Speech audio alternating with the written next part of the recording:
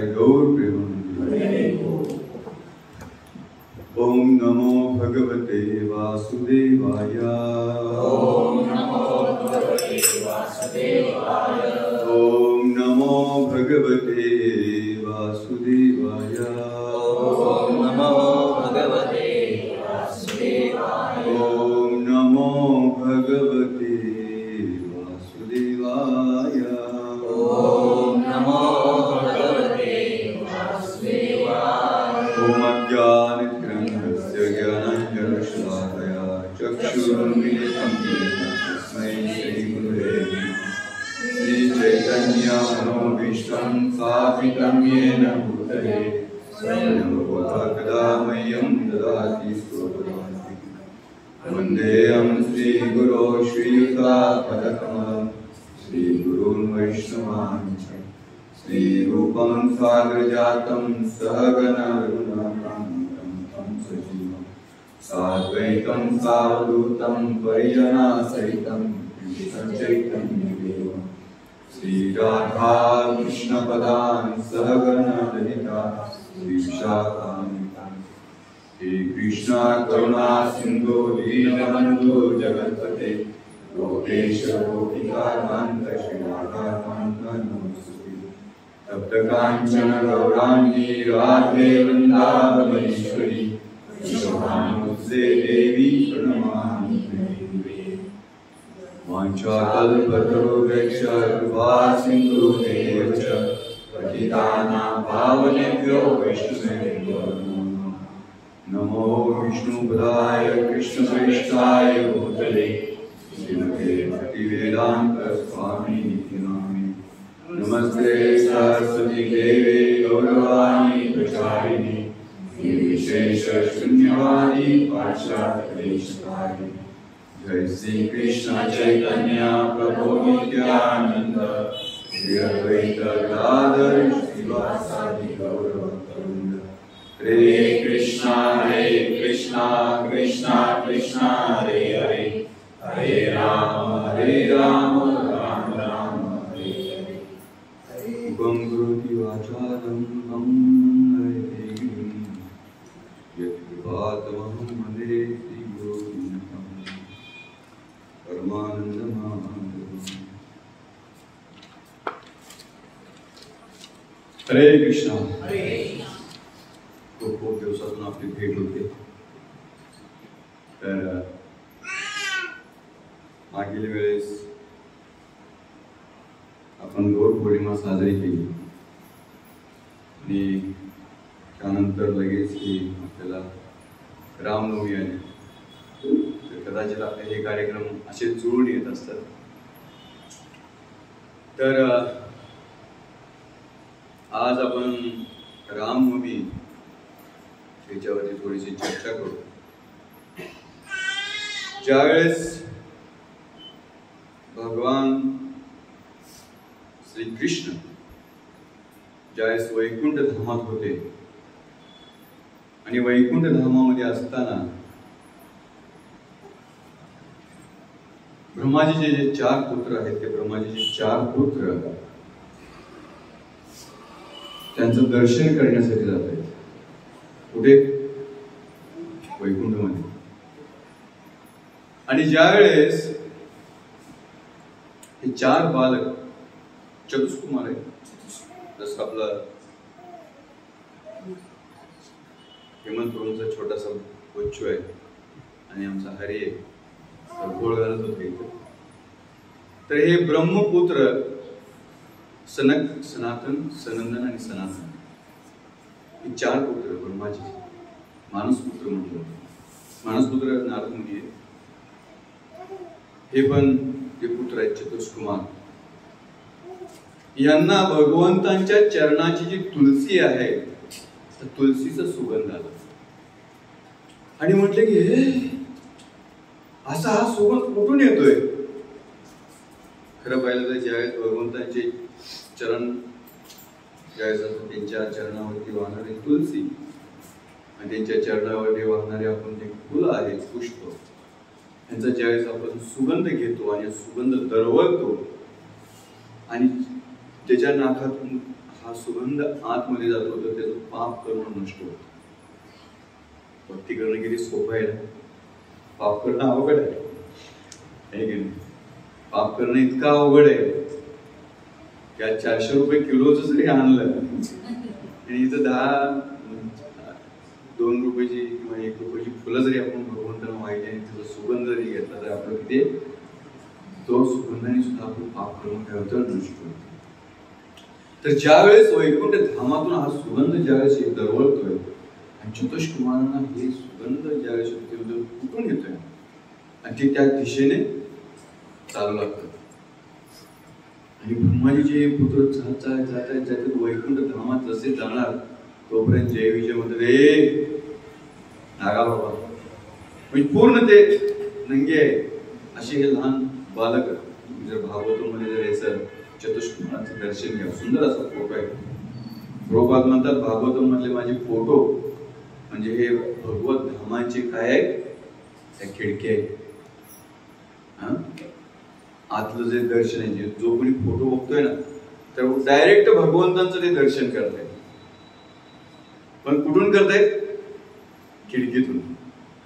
त्याच्या खिडकीतून आपण एखादं दर्शन करतो ना. पूर्वी चलचित्र यायचे माहितीये तुम्हाला, गिरणी म्हणायची त्याला, आहे ना, असंच काय तर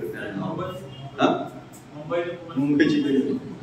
आणि ती काय करायची की असं फोटो आणि त्या छोट्याच्या ह्याच्यातून 5 पैसे किंवा 4 ठेवायचे, 5 पैसे 10 पैशाला ते दाखवायचे आणि त्याच्यातून असं फिरवलं ते बरोबर ते चलचित्र दिसतं. एक्झॅक्टली तसंच आहे. आपण भगवंताचे फोटो बघतोय ना, आपण खिडकीतून बघतोय. आपण एक ना एक दिवस आपण पुढे जाणार आहोत त्या भगवत धामात जाण्याची आपली इच्छा असते. हे चतुष्कुमार ज्यावेळेस जात आहेत त्यावेळेस जय आणि विजय त्यांना लगेच काय करतायत, अडवतायत. थांबा, म्हणजे कुठून आले तुम्ही? अरे तुम्हाला माहित नाही, आम्ही ब्रह्मपुत्र आहोत. आम्हाला भगवंतांचं दर्शन घेते. चरण हे जे तुलसी जो आहे तो सुगंध भगवंतांच्या चरणावरून येतो हे आम्हाला सांगितले आणि आम्ही कुठे चाललोय त्यांचं दर्शन करण्यासाठी. ज्यावेळेस असं म्हटल्यानंतर म्हणजे की तुम्ही असं नाही जाऊ शकत. का? मी एक तर ठीक आहे नंगी आहे, पण लहान मुलं नंगी असते काही काय असते तरी पण यांचा काही रूल असेल मी तुम्हाला शाप देतो की तुम्ही जा कुठे असुर बना. म्हणून बालकांना कधी कधी रागवलं नाही पाहिजे. बालकांची सेवा पण अशी केली पाहिजे. खूपच म्हणतात इवन चिल्ड्रन्स लाईक डिटीज. जे तुमचे जे लहान मुलं आहेत ना ते एका विग्रहा समान आहेत आणि विग्रहांची जशी आपण सेवा करतो तशी लहान मुलांची आपण काय केली पाहिजे, सेवा केली पाहिजे. म्हणून कधी माता वगैरे कधी दिवसमध्ये नाही आल्या, कधी काय आलं नाही, कार्यक्रमाला आले नाही, खूप कठीण असतो त्या मुलांना सांभाळणं. आम्ही आपलं काय तर ते अनुभव नाही येत नाही, पण रात्रभर जागावं लागतं त्या आई वडिलांना.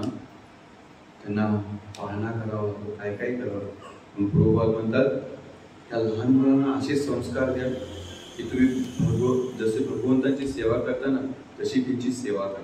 लहान मुलांची चिल्ड्रन्स लाईक डिटीज अशी त्यांची सेवा केली पाहिजे. म्हणून प्रवचनाच्या वेळेस त्यांची काळजी पण घ्यायची वेळेस प्रभुपादांना असे आधीमध्ये त्याच्यामुळे काय होतं लोकांचे प्रवचनकार बसले किंवा ऐकणारे बसले त्यांची काय होतं त्यांचं लक्ष विचलित होतं. म्हणून आपण पण त्यांची काळजी घेतली बरोबर. तर ज्यावेळेस सनातन हात जात आहेत, जय विजय अडवत आहेत, जय विजय जसे अडवत आहेत तसे त्यांना शाप देत आहेत आणि शाप दिल्यानंतर जय विजय अडवलं असं कसं काय, आम्ही तर भगवंतांची सेवा करतो आणि आम्ही असुर येऊन. तर त्यावेळेस भगवंत आपल्या महालातून दरबारात येतात आणि पाहतात तर काहीतरी दरवाजावरती कल्लोळ चाललाय आणि भगवंतांनी अलगतच सनातनना अशी मिठी मारायचं म्हणजे काय झालं ते तुमचे जे हे आहेत ना द्वारपाल आम्ही शाप ते म्हणजे भगवंत आम्ही काय असं केलं की तुमची सेवा करण्यात ना आम्हाला भगवंत म्हणला शाप म्हणजे शाप ब्रह्म काय की ब्रह्माची जे ते पुत्र आहे वास्तविक एखाद्याने जर असा उच्चार केला हरकत नाही म्हणले तुम्ही हा शाप गृहीत धरा पण हा जर असुर योनीमध्ये तुम्हाला शाप मिळाला तर 3 जन्म तुम्हाला असुर योनीमध्ये टाकला जाईल आणि जर तुम्हाला 3 जन्म नको असेल 6 जन्म उच्च कुळामध्ये तुम्ही काय करा जन्म घ्या म्हणजे उच्च कुळामध्ये तुम्ही गेलात तर मी तुमचा उद्धार करणार आहे आणि असुर कुळामध्ये 3 जन्म तुम्ही घेतले तरी सुद्धा तुमचा उद्धार करण्यासाठी काय येणार आहे मीच येणार आहे तुम्हाला 6 जन्म पाहिजे का 3 जन्म पाहिजे ते तुम्ही ठरवा हे भगवंत आम्हाला 3 जन्म परवडतील पण 6 जन्म नको आम्ही असुर कुळात राहू पण आम्हाला फक्त 3 जन्म आम्हाला मान्य आम्ही काय करतो भूतलावरती असुर कुळामध्ये जन्म घेतो आणि तुम्ही आमच्या उद्धारासाठी आणि भगवंत म्हणतो तुम्ही चिंता करू नका तुमच्या उद्धारासाठी काय करतोय मी स्वतः येतो भगवंतांनी हे बोलल्यानंतर या 3 जन्म जे आहेत या 3 जन्म कोणी कोणी घेतले माहिती आहे का हिरण्यकशिपू आणि हिरण्य अक्षय जय आणि विजय यांचे 3 जन्म असुर कुळामध्ये होतात पहिला जन्म जो आहे तो हिरण्य आणि हिरण्याक्षय आणि हिरण्य कशिपू त्यानंतर दुसरे जन्म हिरण्यकशिपू आणि हिरण्य अक्षय यांचा उद्धार करण्यासाठी कोण गेले नरसिंहदेव भगवान ठीक आहे त्यानंतर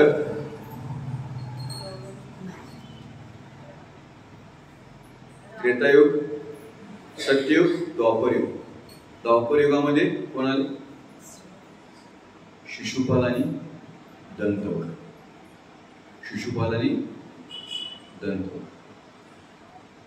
द्वापर युग ना सत्ययुग द्वापर युगामध्ये प्रभू रामचंद्र आले आणि प्रभू रामचंद्रांचा उद्धार करण्यासाठी कोण आले रावण त्यांचा उद्धार कोणाचा उद्धार करण्यासाठी रावण आणि कुंभकर्ण ठीक आहे सत्ययुग त्रेतायुग आणि द्वापर युग कारण सत्ययुगानंतर द्वापर युग व्हायला पाहिजे होतं पण सत्ययुगावर प्रभू रामचंद्रांना मर्यादा पुरुषोत्तम भगवंत म्हणून त्या जगाने मर्यादा सोडली होती पण राजाची मर्यादा काय पाहिजे हे सांगण्यासाठी प्रभू रामचंद्र येतात आणि त्यांचा उद्धार करण्यात ते कोणासाठी येतात ज्यावेळेस रावण आणि कुंभकर्ण त्याच्यानंतर द्वापर युग येते सत्ययुग त्रेतायुग द्वापर युग आणि द्वापर युगामध्ये कोण शिशुपाल आणि दंतवध आणि मग कलियुग चालू होतं आणि कलियुगात स्वतः भगवंत या ठिकाणी येत आहेत कोण चैतन्य महाप्रभू आणि चैतन्य महाप्रभू ज्यावेळेस येतात स्वतः भगवंत येत आहेत म्हटल्यानंतर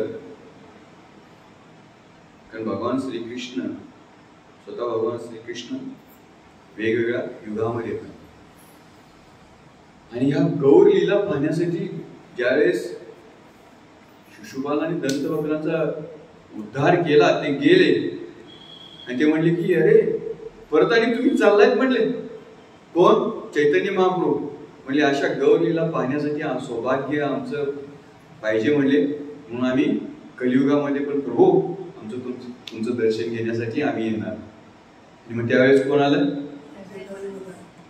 कोण असुर आले जगायानी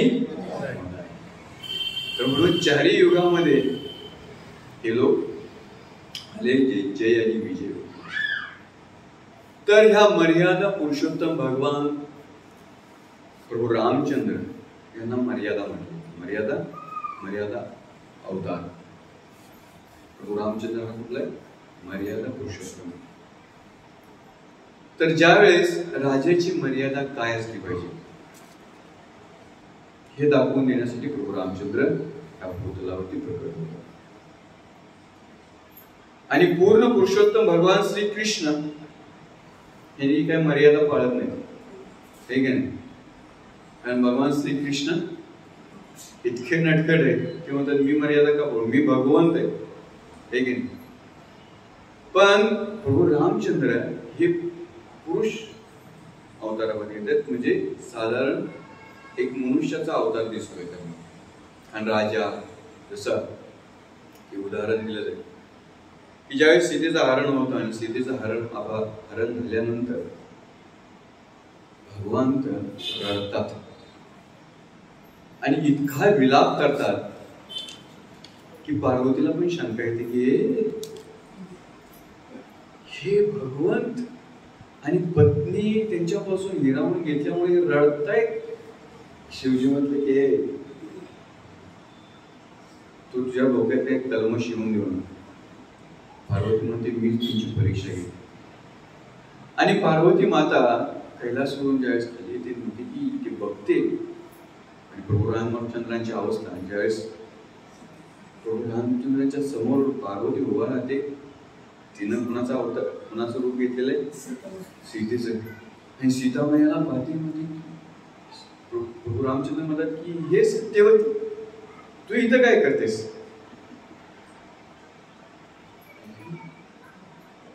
ती म्हणते की माझं काय शृंगार का चुकला की काय म्हणते. ती थोडा आणखीन आडोशाला जाते आणि सेम सीतेसारखं व्यवहार करते आणि म्हणते की परत आणि प्रभू रामचंद्र म्हणतात की हे सत्य वती, तुझे पती कुठे आहेत.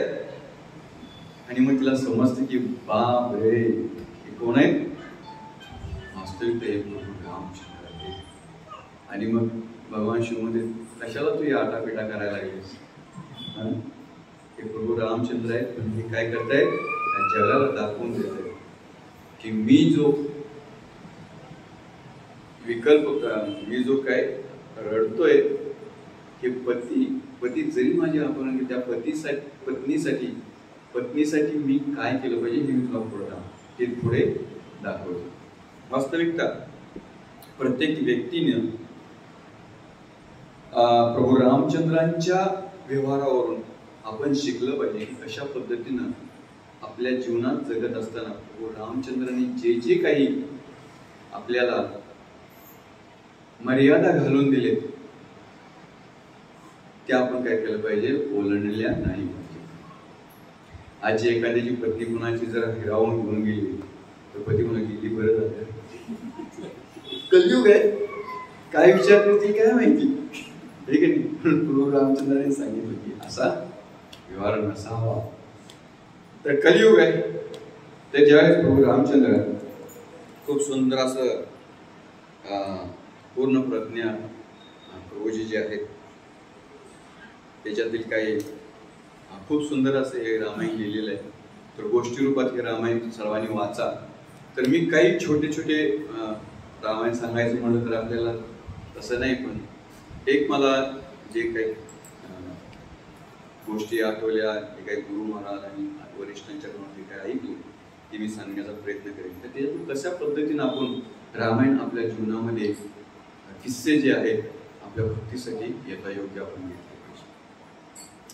तर ज्यावेळेस श्रीराम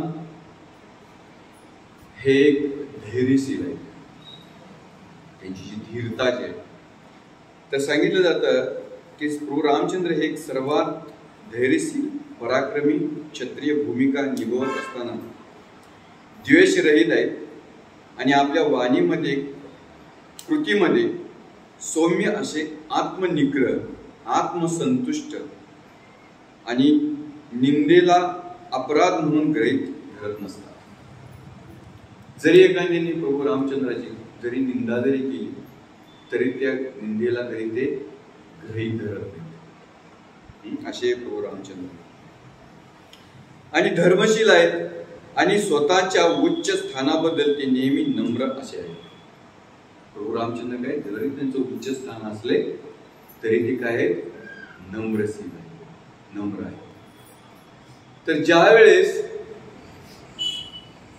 दशरथ महाराज आपल्या मंत्री आणि इतरांना सांगतायत की कशा पद्धतीनं हे जे मी आता वयोवृद्ध होत चाललेलो आहे, मी अनेक युद्ध केलेले आणि माझी आता भूमिका हीच आहे की आता प्रभू रामचंद्रांचं जे वय जे आहे ते वय वर्ष 27 होत आहे आणि यांचं आता काय केलं पाहिजे, राज्याभिषेक झाला पाहिजे, ही माझी मनोभावना आहे. तर का नाही आपण की राज्याभिषेक करू आणि वशिष्ठ मुनी आणि त्यांचे जे मंत्री जे सुमंत यांना ज्यावेळेस सांगितलं जातं तर वशिष्ठ मुनी म्हणतात की हा निश्चितच ही चांगली कल्पना आहे. आणि ज्यावेळेस ही भावना राजा दशरथाचं जे मनोगत जे आहे की ज्यावेळेस प्रजेला वेगवेगळ्या ठिकाणी सांगितलं जातं त्यावेळेस त्वरित जी प्रजा जी आहे ती आनंदाचा जल्लोष करते, आनंदी होती. आणि प्रजा प्रभू रामचंद्रांच्या अभिषेकासाठी राजपदासाठी अतिशय उत्स्फूर्तपणे तयारीला लागतात. आणि ज्यावेळेस ही अयोध्या सजवायला सुरुवात होते आणि अनेक लोकांच्या हृदयामध्ये आनंदाचे उधाण येतात, आनंदाचं उधाण येतं. आणि हे बघून एका व्यक्तीला बघते आणि ती बघते की अरे हे काय चाललंय. आणि हे बघितल्यानंतर सर्व आपल्या गच्चीवरती जाते आणि गच्चीवरतून एक व्यक्ती नजर लावते की काय चाललंय. आणि फक्त तिला काय असतं, कोण आहे ती, मंत्र. सगळ्यांना माहित आहे मंत्र.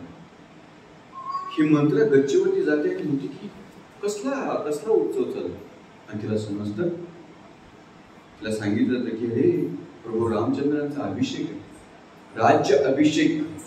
आणि ज्यावेळेस राज्य अभिषेक ही जे ऐकते त्यावेळेस ती काय होते, गरम होते, तिला सहन होत नाही आहे. का माहित कोणास ठाऊक.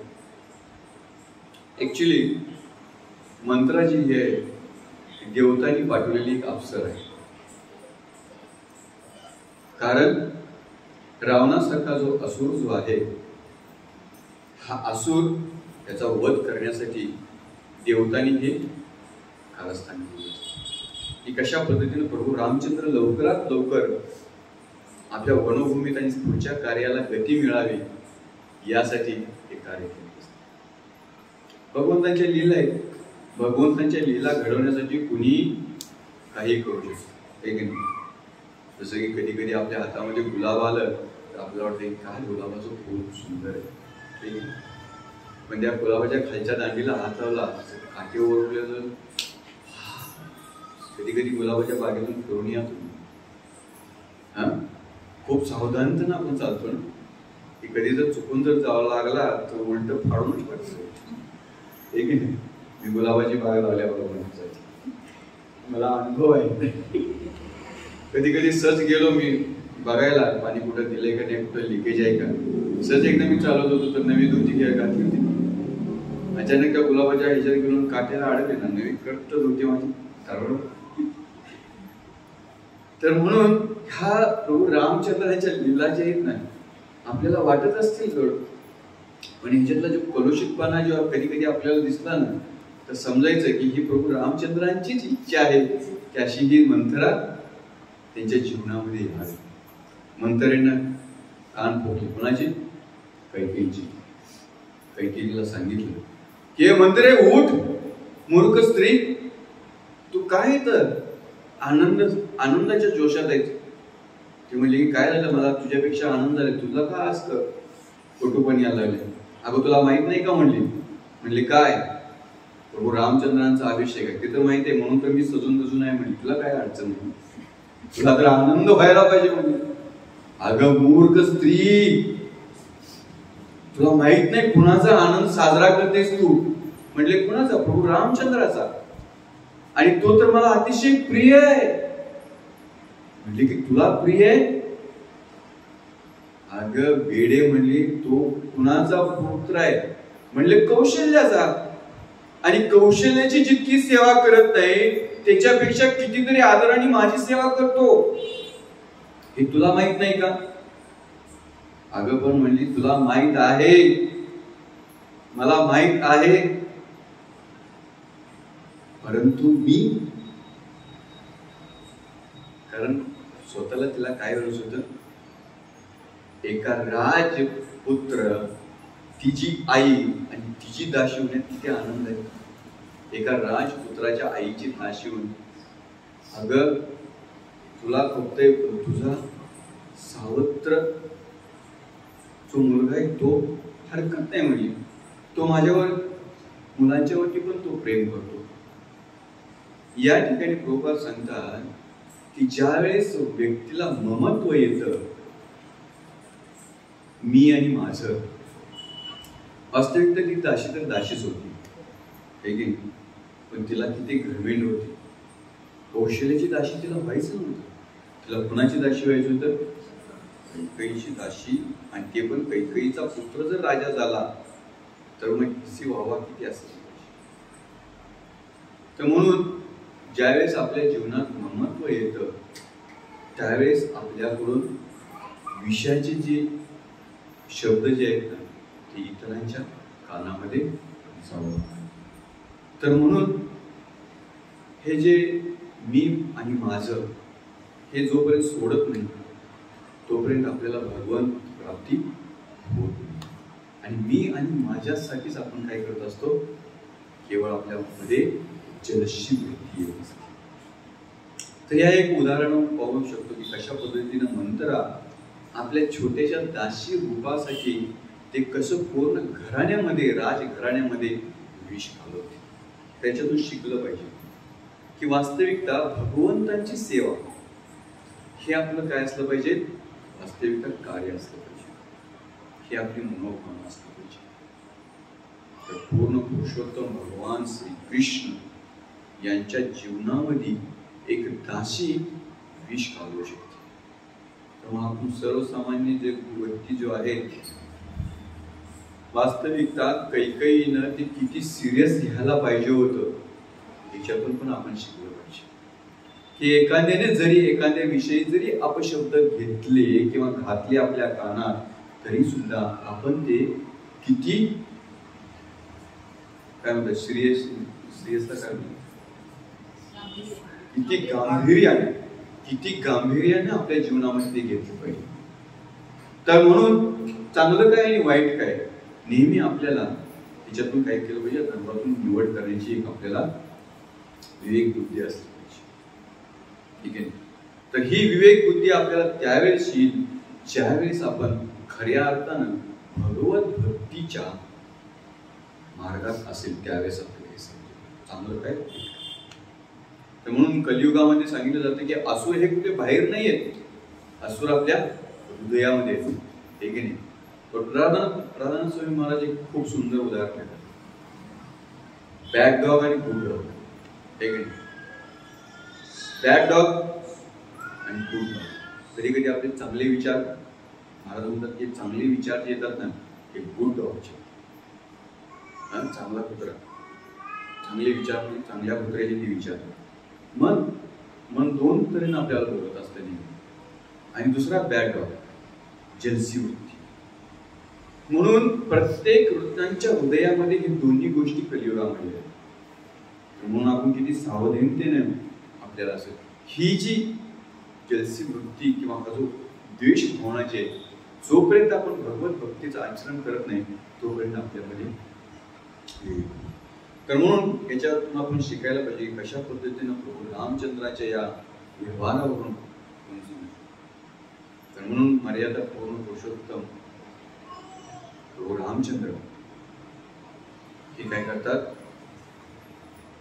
ज्यावेळेस कैकेयी वर मागून घेते, आपल्याला पुढे माहितच आहे कशा पद्धतीनं दशरथ महाराज जे आहेत ज्यावेळेस देवतांच्या बाजूनं लढाई करत होते आणि कैकेयी स्वतः रथामध्ये होती. कैकेयी राजाची पुत्री होती, क्षत्रिय पुत्री. आणि ती ज्यावेळेस युद्धामध्ये, कधी कधी युद्धामध्ये राजा आपल्या पत्नीला सुद्धा घेऊन जात असत युद्ध बघण्यासाठी. आणि ज्यावेळेस देवतांच्या युद्धामध्ये आपण पण कधी कधी शौर्य गात असताना घेऊन जातो ना आपल्या पत्नीचं, आज माझा पुरस्कार आहे, चला माझ्याबरोबर. तशी पूर्वीचे राजे सुद्धा आपल्या पत्नीला घेऊन, आणि ज्यावेळेस असुरांच्या युद्धाने ज्यावेळेस दशरथ महाराज रथ मंबाळ होतात, त्यावेळेस कैकेयी जी आहे ती स्वतः रथ घेते आणि एका वेगळ्या मार्गावरती जाऊन दशरथ महाराजांना ची सेवा करते. आणि दशरथ महाराजांना चेतनेमध्ये येतात. दशरथ महाराज म्हणतात की हे कैकेयी, वास्तविक तर तुम्हाला खूप युद्धाच्या वेळेस मला मदत केली आहे, आणि मी सांग तुला माहिती काय वचन देऊ.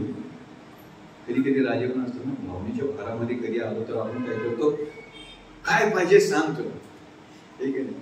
म्हणून कधी भावनेच्या भरात कोणाचं वचन देऊ नये, कोणाचं वचन घेऊ नये. त्याच्यावरून शिकलं पाहिजे की दशरथ महाराजांना काय क्लेश भोगावे लागले. म्हणून कधी कधी आपण भावनेच्या भरात येऊन कोणाला वचन देऊ नये, शांत विचार. हे दशरथ महाराजांना शिकलं पाहिजे. काही राजाला सुद्धा दशरथ महाराजांनी बोलवलं नाही. का? प्रभू रामचंद्राचा अभिषेक करण्यासाठी. काही राजाला दशरथ महाराजांनी सांगितलं होतं की कैकेयीच्या मुलाला मी काय करेन, राज्याभिषेक करेन. म्हणून दशरथ महाराजांना खंत होती की लवकर आटतोय आपला कार्यक्रम. कधी कधी चांगल्या कामाला काय करतो आपण, गडबड करतो, कारण मुहूर्त आपण बघत नाही ना, तो प्रॉब्लेम असतो आपला. म्हणून शास्त्रामध्ये दिलेलं आहे पात्रिका मुहूर्त हे बघणं गरजेचं आहे. ग्रहमान असतं तर त्यावेळेस राहू, सूर्य, केतू हे सुद्धा दशरथ महाराजांच्या ह्याच्यामध्ये फिरत होते, आणि दशरथ महाराजांना गडबड करायची. दशरथ महाराज गडबड करतायत, पण कैकेयीला वचन दिलेले मंत्राने सांगितले की हे मूर्ख स्त्री, तुला वचन दिले होते, आठवतो, आम्हाला दिले होते. आता आत्ताच संधी आहे तुझ्या पुत्राला राजा बनवण्याची.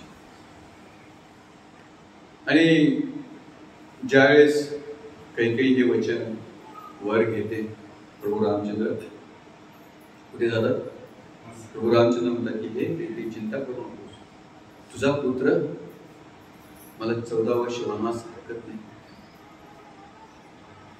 आणि राज्याभिषेक भरताचा होईल, काय चिंता नको करू नकोस, पण माझ्या वडिलांना त्रास नाही. अक्षरशः प्रभू रामचंद्र कुठलीही अपेक्षा न करता राज्यातून जंगलाच्या दिशेने जातात. वशिष्ठ मुनी स्वतः जंगलाच्या दिशेने जातात. ज्यावेळेस जंगलामध्ये हे जातात, अनेक साधू संत जे असतात ते प्रभू रामचंद्रांची वाट. मी आता प्रत्येक गुहा वगैरे यांची सगळी कथा सांगत नाही, काही थोडं पॉईंट सांगत पुढे जातो. तर ज्यावेळेस जंगलात जातात त्यावेळेस साधू इतका आनंद होतो की म्हणतात की बस हे प्रभू, तुमच्या संघात आता आमचा यज्ञ काय होईल, आम्हाला निसंकोचपणे आम्ही यज्ञ करू शकतो, आम्ही आमचं कार्य करू शकतो, आणि खरोखर तुमचा आम्हाला संघ प्राप्त झाला. साधू महाराज ज्यावेळेस येतात तर सुंदर अशी पर्णकुटी त्यांना सजवली जाते, आणि साधू महाराजांचं जीवन बघून प्रभू रामचंद्रांना खूप आनंद होतो. काय जीवन आहे, सिंपल लिव्हिंग आहे, ठीक आहे, त्याच्यातच खरा आनंद आहे, ठीक आहे. एकदा करून बघा आपल्याला. आमचे विष्णू सहस्त्र प्रभू, त्यांना म्हणलं आपण एखादा मटका बिटका घेऊन म्हणलं पाणी पिण्यासाठी, म्हणलं एकटी कोण मारायचा, आणि त्यांचं 2 जगावरती आपलं काम होतं, एक सकाळी आणि संध्याकाळी मिळालं की 4 लिटर पाण्यामध्ये आपण सुरू, काय वाढवू नका गोष्टी. अशा ब्रह्मचार्यांचा तुम्हाला संघ या ठिकाणी विष्णू सहस्त्र प्रभूंचा तुम्हाला मिळाला, त्यांच्याकडून शिकायला पाहिजे की कुठलीही गोष्ट काय मी आश्रमामध्ये आणायचा विचार केला आहे, आपलं सिंपल शिकायला पाहिजे. तर ज्यावेळेस प्रभू रामचंद्राने असं सुंदर असं ज्यावेळेस मनामध्ये फल फूल ज्यावेळेस हे खाऊन ज्यावेळेस जगायला लागला, पाणी सुंदर प्रभू रामचंद्र आनंद झाला. आणि पर्णकुटी बांधण्याऐवजी म्हणजे की आज तुम्ही या ठिकाणी पर्णकुटी राहा, आमच्याकडे पर्णकुटी आहे. प्रभू रामचंद्र म्हणले की नाही, हे लक्ष्मण, आपण साधू संत, आपण ग्रस्त आहोत, साधू संतांच्या जास्त जवळ राहिलो तर त्यांची इच्छा आपल्याकडे बघून पडेल, तर आपण काय करू, दूर जाऊ आणि पर्णकुटी व्हावं. आणि मग काही अंतरावरती जाऊन ज्यावेळेस गेले तर ते असं करत करत करत ज्यावेळेस पुढे येतात आणि दंडकारण्यामध्ये ज्यावेळेस येतात तर त्या ठिकाणी सुंदर अशी पर्णकुटी बांधतात आणि गोदावरीच्या काठावरती ज्यावेळेस बघतात, सुंदर असा प्रवाह गोदावरीचा, सुंदर असं जंगल, त्या ठिकाणी फळं फुलं आणि साधू संत त्या ठिकाणी तपस्या करत आहे. पण हे जे दंडकारण्य जे होतं त्या ठिकाणी अनेक असुर लोक असायचे आणि असुर लोक यांचं एकच काम की कशा पद्धतीने यज्ञ यजन जे आहे ते त्यांना नष्ट करायचे, ब्राह्मणांची हत्या करायची, साधूजनांना त्रास द्यायचा, अनेक प्राण्यांची हत्या करायची. आणि असं पाहून ज्यावेळेस अशी एक त्या ठिकाणी स्त्री पहिल्यांदा भेटते, त्याच्या अनेक असुर त्या ठिकाणी येत आहेत. तर याच्यामध्ये पहिल्यांदा ज्यावेळेस असुर जो येतो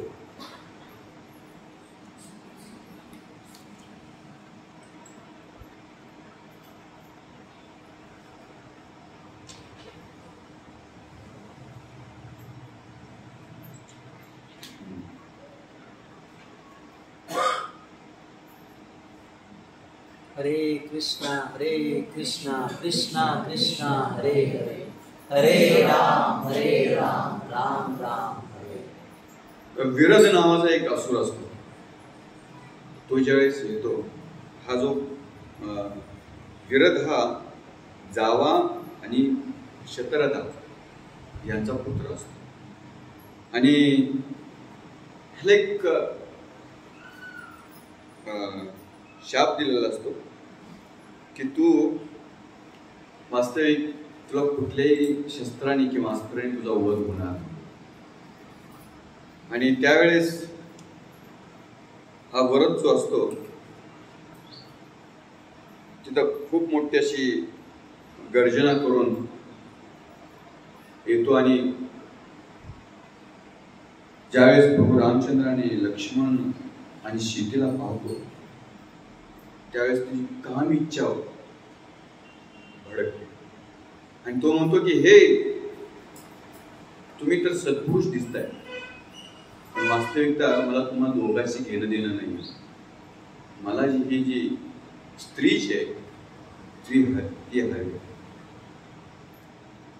आणि त्यावेळेस असं म्हटल्यानंतर प्रभू रामचंद्र म्हणतात की हा कामुक व्यक्ती वास्तविकता, हे लक्ष्मण तू सीतेला रक्षण दे, हे जर त्वरितच नायनाट करून येतो.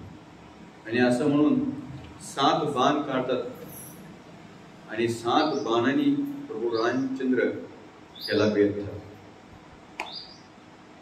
पण तो 7 बाण 4 बाण गिळतो, 2च बाण त्याला लागतात. असा हा भयानक असुर तो गर्जना करतो. तो म्हणतो की मी कुठल्याही शस्त्रांनी अस्त्रांनी मरणार नाही. आणि तो त्वरित त्या 2 प्रभू रामचंद्रांना आणि लक्ष्मणांना आपल्या खांद्यावर घेतो आणि पळू लागतो. आणि तो म्हणतो की ह्यांना मी कुठेतरी नेऊन आता ह्यांना काय करू, मी तुकडे तुकडे करून. ज्यावेळेस यांना घेतला आणि जसे पळायला लागले, हा पळायला लागला, त्यावेळेस सीता म्हणते की हे असुर, वास्तविकता त्या दोघांना सोड आणि माझा ओघ घे. हे शब्द ज्यावेळेस प्रभू रामचंद्र ऐकतात तर म्हणतात की अरे वास्तविकता सीतेचं आपण रक्षण करत नाही. हे लक्ष्मण, तू त्वरित याचा नायनाट कर. तर त्याच वेळेस लक्ष्मण जे आहे ते पूर्ण त्याचा हात पिळगळतात. बलदेव आहेत बघा, त्वरित त्याचा हात पिळगळून त्याला हे करतात आणि प्रभू रामचंद्र त्याचा उजवा हातच काढतात. आणि हात काढल्यानंतर तो ओरडतो, म्हणतो की तुम्हाला माहित नाही, वास्तविकता मला ब्रह्माजीचा शाप आहे की मी कुठल्या शस्त्रांनी आणि अस्त्रांनी मरणार. तर मला जर कदाचित तुम्ही ह्या भूमीत जर गाडलं तर मी मरू शकेन. आणि मग त्वरित प्रभू रामचंद्र त्या असुराला युद्ध करतात आणि त्याच्या नरड्यावरती पाय ठेवतात. कधी कधी गावात शिव ऐकले असं नरड्यावर पाय ठेवले. प्रभू राम मला ऐकल्यानंतर, मला वाचल्यानंतर मला असं झालं की हे सगळं प्रभू रामचंद्राकडूनच काय आले की शस्त्रांनी नाही, अस्त्रांनी नाही, तर नरड्यावरती पाय ठेवायचे. ज्यावेळेस प्रभू रामचंद्र त्याला कळतात, लक्ष्मण तो एक खड्डा काढेल. तरी हा एक शब्द खड्डाच काढेल. हेही आपण कधी कधी आपल्या जीवनामध्ये अपशब्द ऐकले असतील. प्रभू रामचंद्राच्या या ह्याच्यावरून एक असुरासाठी काय शिक्षा असते हे दाखवत आहे. लक्ष्मण त्वरित खड्डा काढतात, त्याला गाडतात, त्याच्यावरती अनेक पाषाण ठेवतात आणि त्याचा नैनाट करतात. तर असा हा जो असुर जो आहे हा वास्तविकता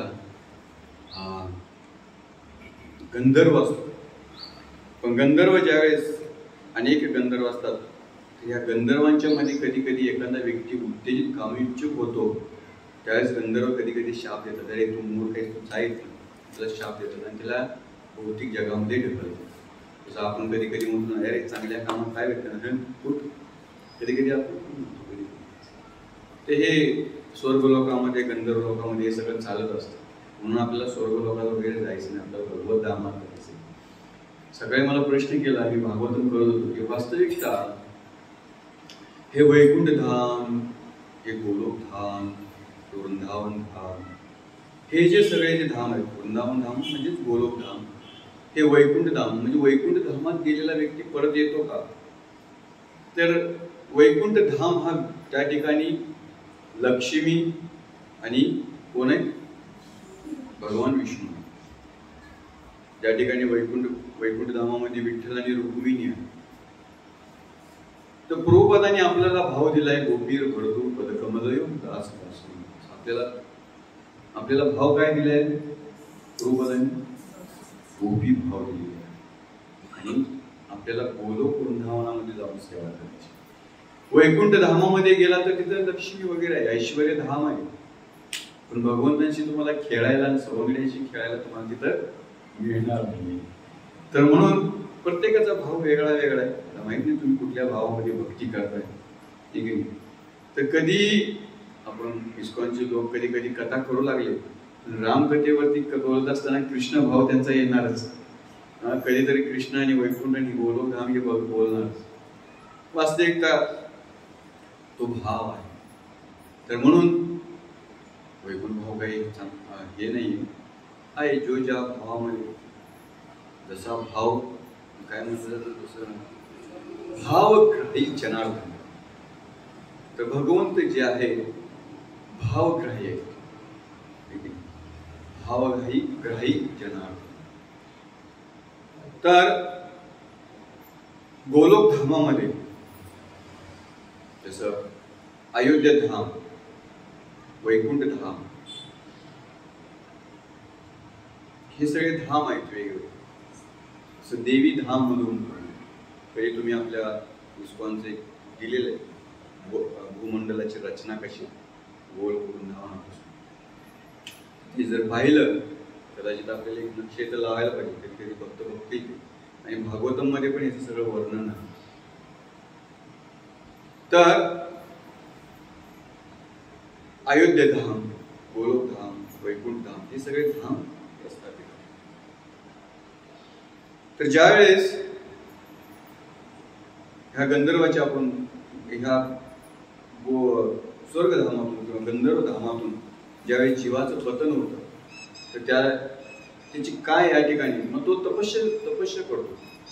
तो जीव जरी या जगामध्ये पतन जरी झालं तर तो तपस्या करतो. ब्रह्मदेवाने प्रार्थना केली आणि ब्रह्मदेवांची प्रार्थना करून म्हटले की अरे तुझा उद्धार करण्यासाठी वास्तविकता भगवंतानंच घ्यावं आणि भगवंतानी असेल.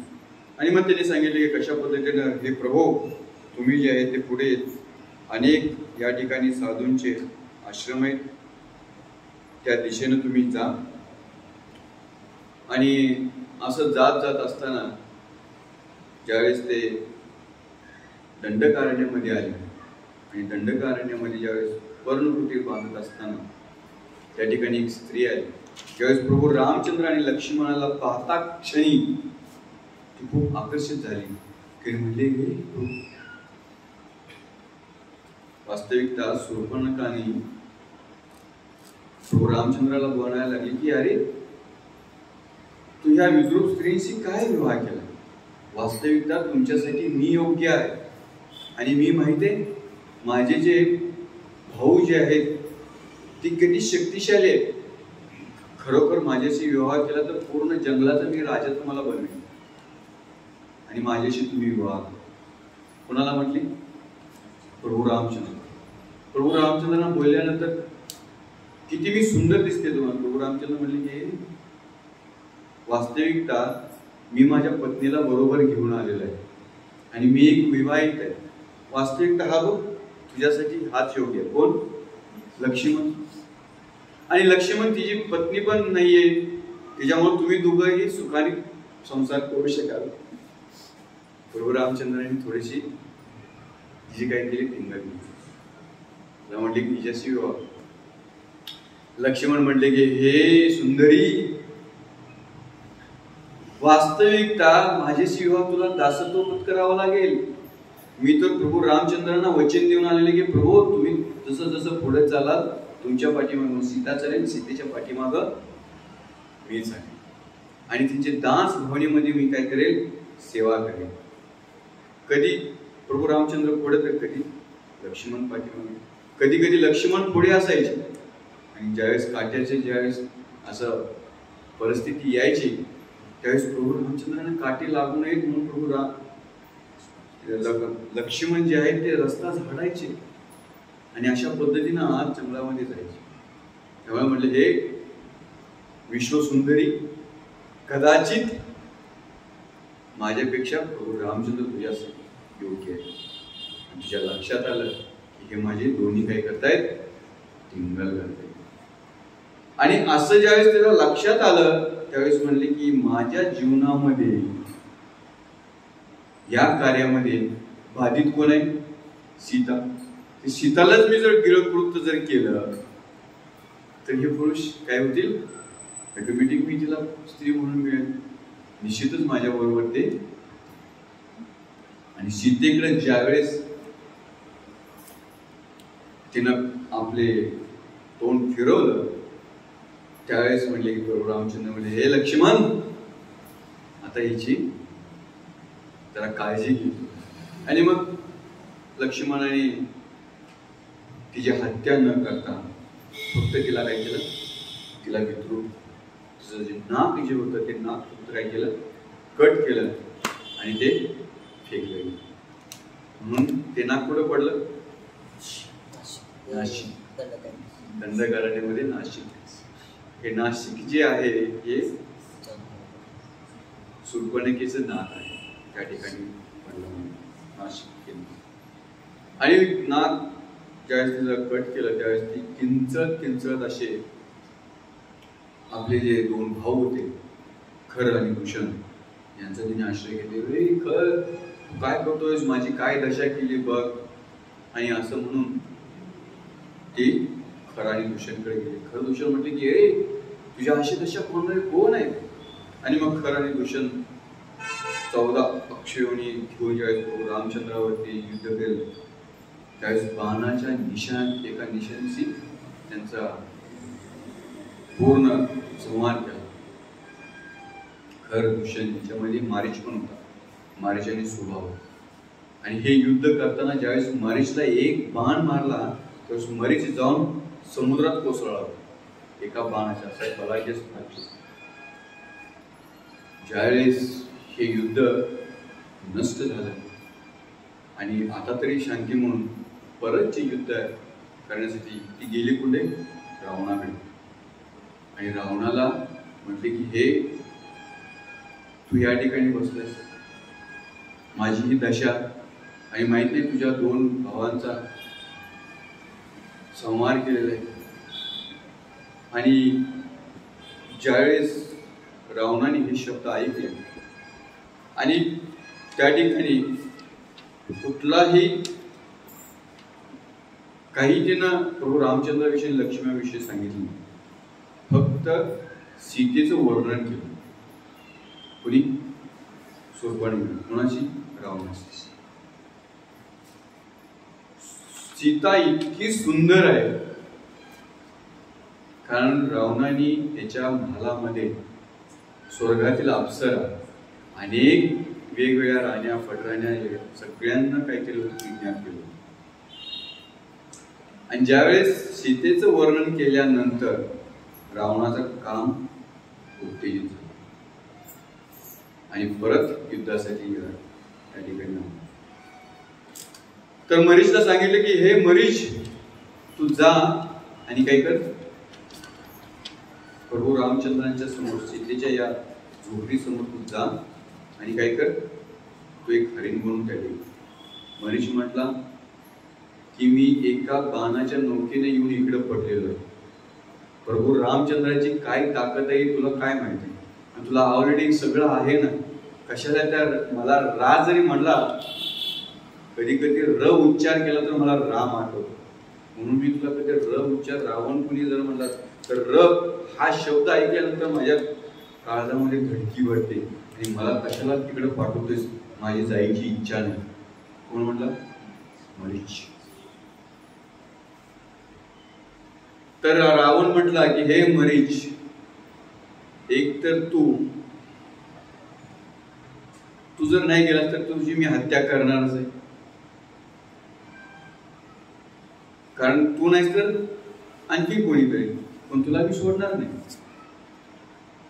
आणि मग मरीचला लक्षात आलं की अरे म्हणले या पापीच्या हाती मारण्यापेक्षा मी प्रभू रामचंद्राच्या हातनं माझं जर जीवन नष्ट झालं तर कदाचित माझा उद्धार होईल. आणि असं म्हणून काय केलं, रावणाला म्हटले की तुझ्या हातून मारण्यापेक्षा मी रामाच्या हातून माझं अंत मी करेन. आणि ज्यावेळेस मरीच आला, मरीच यांनी सीतेच्या समोर येऊन एक सुवर्ण हरण केलं होतं, तिचा काय केलं होतं? रूप घेतलं होतं. वास्तविकता ही जी सीता जी आहे प्रभू रामचंद्रांच्या बरोबर आलेली आहे, ही अगोदरच जी ओरिजिनल जी सीता जी आहे लक्ष्मी, ह्या सीतेला कुणापाशी ठेवलं होतं? अग्निदेवांच्या जवळ. आणि अग्निदेवांच्या जवळ, ज्या अग्निदेवांच्या जवळ जी होती, कोण सीता होती? वेदवती. कारण वेदवतीवरती ज्यावेळेस रावणाने अत्याचार केला होता आणि तिनं ज्यावेळेस शरीर आपलं नष्ट केलं होतं, त्यावेळेस तिनं वचन घेतलं होतं की केवळ तुझ्या अंतकरणाचं मी कारण असेल. आणि म्हणून ही जी वेदवती जी आहे ती पुढे सीता बनली. तर ही जीव तत्वामध्ये वेदवती सीता येते. तर ज्यावेळेस ह्या दंडकारण्यामध्ये पर्णकुटीच्या समोर ज्यावेळेस प्रभू रामचंद्र आणि लक्ष्मण आहेत, लक्ष्मण आपले कार्य करत आहे, प्रभू रामचंद्र पण आपल्या ध्यानधारणेमध्ये अचानक ही सुवर्ण हरिण दिसल्यानंतर सीतेची इच्छा झाली की मला हरिण पाहिजे. रामचंद्र म्हणले की अरे आपल्याला कशाला हरिण पाहिजे, नाही मला ते अयोध्येमध्ये घ्यायचं. ज्यावेळेस आपण प्रभू रामचंद्र म्हणतात की नको आपल्याला काही गरज नाही, नाही नाही हे सुंदर दिसतंय. अनेक 2 रामायण, तुलसी रामायण आणि दुसरं रामायण कुठं? वाल्मिकी रामायण. वाल्मिकी रामायण तुळशी दोन्हीमध्ये वेगवेगळ्या कथा थोड्या आहेत. माहित नाही कुठल्या युगामध्ये कुठल्या कथा असतील, कारण सगळे युग वेगवेगळे आहेत. ज्यावेळेस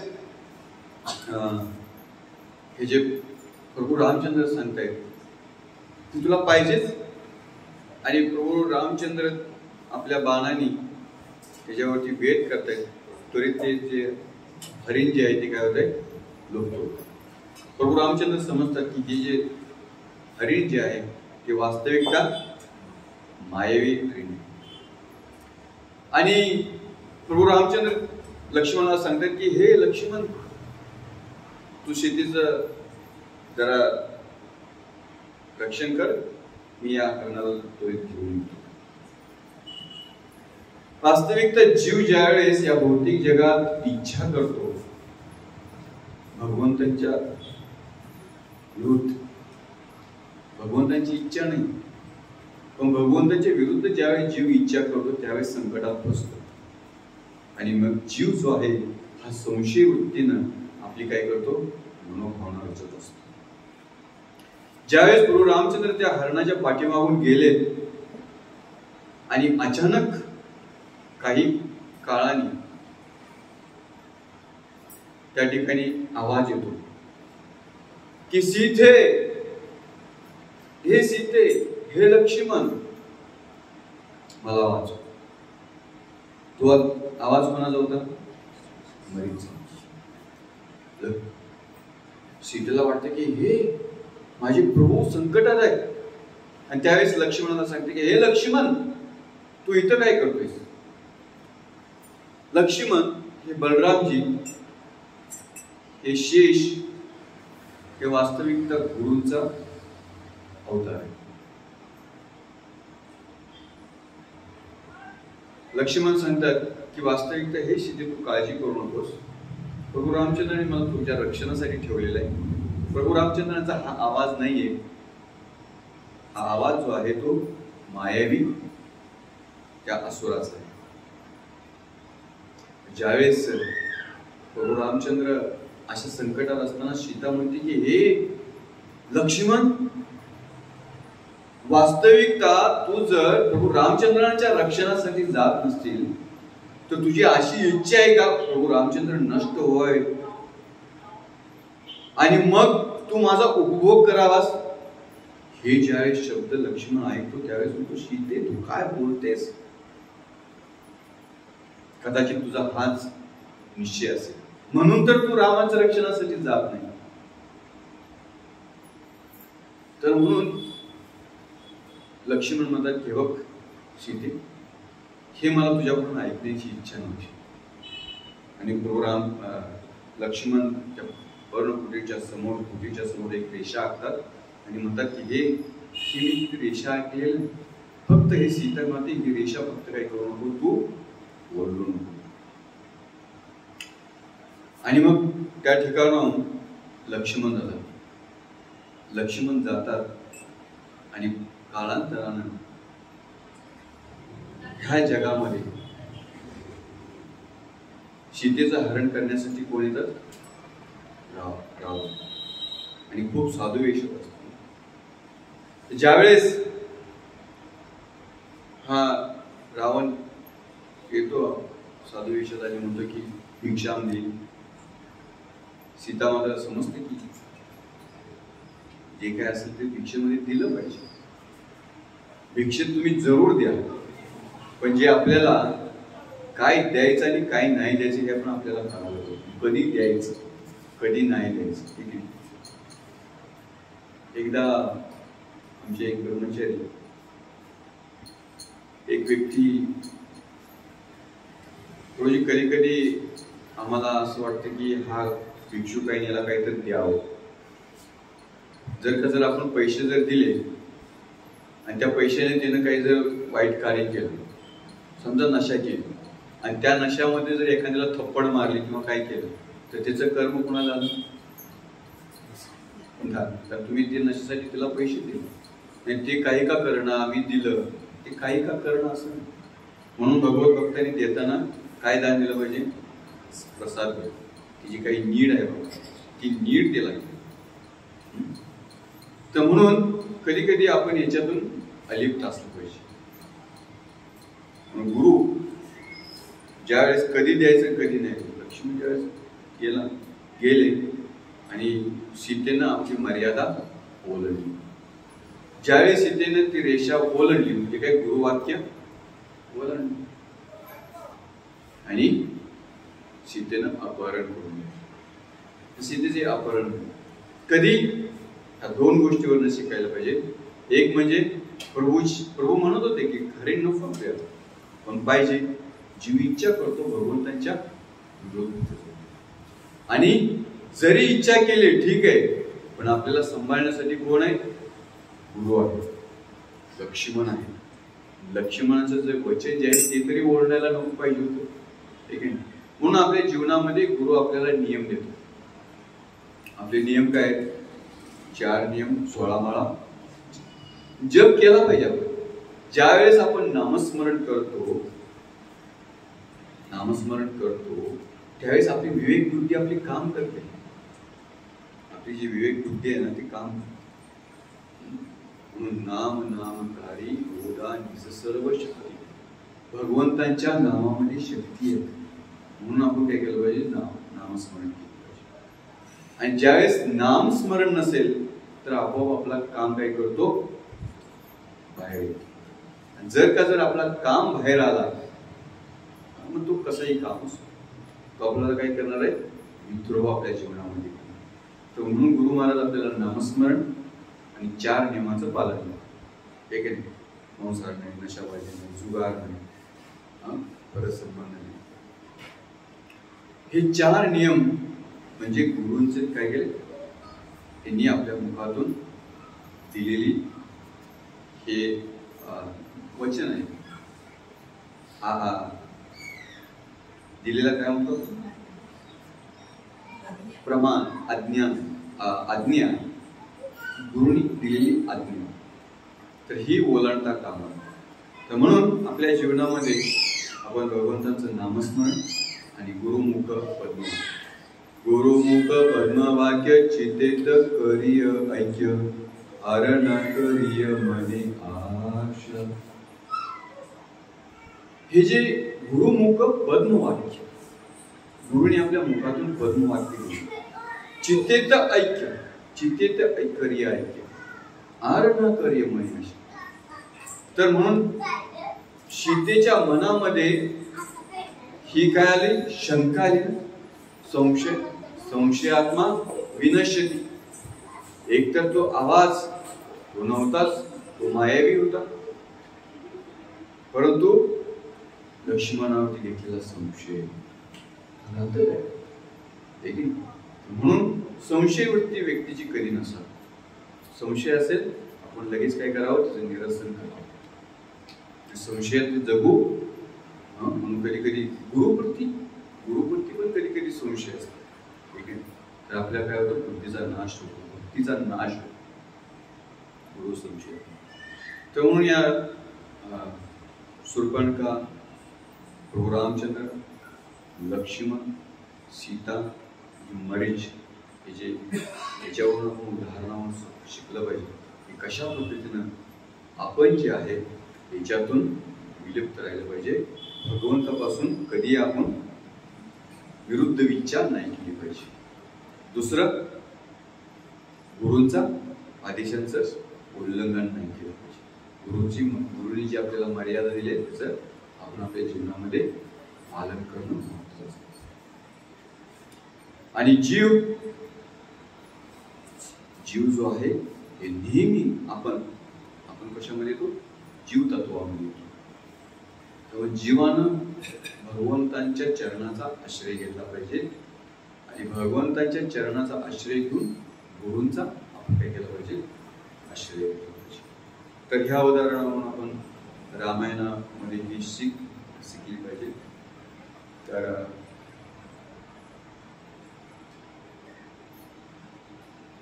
हे जे अनेक सुंदर अशा कथा आहेत रामकथेतून. हे जे पुस्तक आहे खूप छान असं आहे. स्टोरी बुकमध्ये कोणाला रामायण वाचायचं असेल तर जरूर वाचा.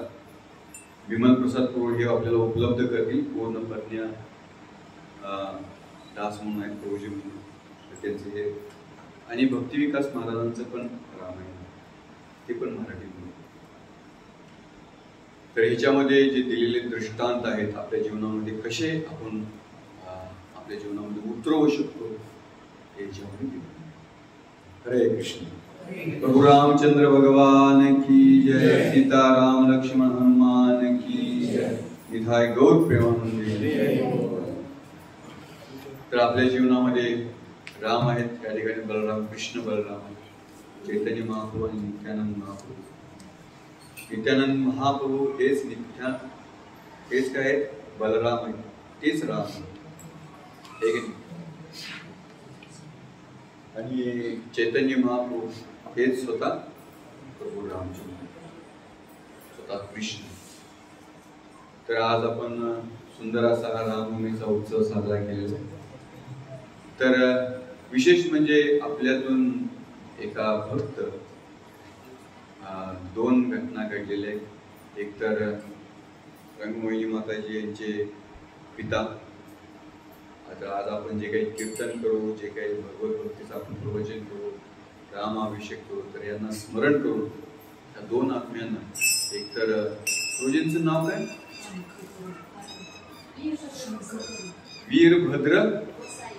वीरभद्र गोसाई म्हणून प्रभूजींचं नाव होतं. सुंदर असे या त्यांचे दीक्षित नाव आहे. तर बघा किती तुकाराम महाराज म्हणतात की आपुल्या हिता जो असे जागता, धन्य त्याची माता पिता. कुळी कन्या पुत्र होती जे सात्विक, हरिक वाटे देवा त्रयाची. तो जो कोणी आपल्या हितासाठी जागलेला आहे, वास्तविक ते एक मिलिटरी मॅन होते, मिलिटरी मॅन, आणि तिने आपल्या जीवनामध्ये पूर्ण या देशाची सेवा केली. आणि सुंदर असा त्यांचा पुत्र ते ब्रह्मचारी आहे निगडी आश्रममध्ये, वेदांत चैतन्य प्रभू रंगमोहिनी माताजींचे भाऊ. आणि बघा त्यांच्यामुळं त्यांची बहीण भक्त झाली, त्याच्या दोन बहिणी, तीन चारही बहिणी भक्त आहेत. तर असं हे सुंदर, म्हणजे पुत्राचा पण उद्धार केला, त्यांच्या पुत्रींचा पण विवाह केला. ही किती म्हणजे सुंदर असं एका व्यक्तीनं जर आपल्या जीवनामध्ये जर भक्ती घेतली तर त्याचं कुटुंब किती सुंदर असं भगवंतांच्या मार्गदर्शनामध्ये, भगवंतांच्या भक्तीमध्ये ते सगळं वाहून जातं. तर म्हणून तुकाराम महाराजांच्या आपुल्या हितात जो अशी जागतात. आणि शेवटची त्यांनी पूर्ण सेवा, आपला घर परिवार, आपलं गाव घेऊ सगळं त्यागलं. म्हणजे काय या गावात म्हणले, चला म्हणले आपण मंदिरापाशी राहू. मंदिरामध्ये त्यांनी जीवन काढलं, पूर्ण जीवन. त्यांची दोन्ही मुलं एक पुण्यामध्ये जॉब करतायत आणि स्वतः एक मुलगा जे आहे ते स्वतः म्हणजे प्रभुपादांच्या मुवमेंटमध्ये भगवत भक्तीच्या प्रचारासाठी असा आपला पुत्र दिला. असे वीरभद्र गोसाई प्रभू ते आपल्यातून निघून गेले. वास्तविकता त्यांच्यासाठी पण आपण आजचं एक कीर्तन करू. त्यानंतर आपल्या इथूनच एक वास्तविकता आम्ही ज्यावेळेस हा हॉल सजवायच्या याच्यात होतो तर आपल्याला अनेकांनी मदत केली. तर कारंडे प्रभूजी त्यांच्या ज्या माता जी आहेत त्यांनी या रामनवमीच्या दिवशी किती सुंदर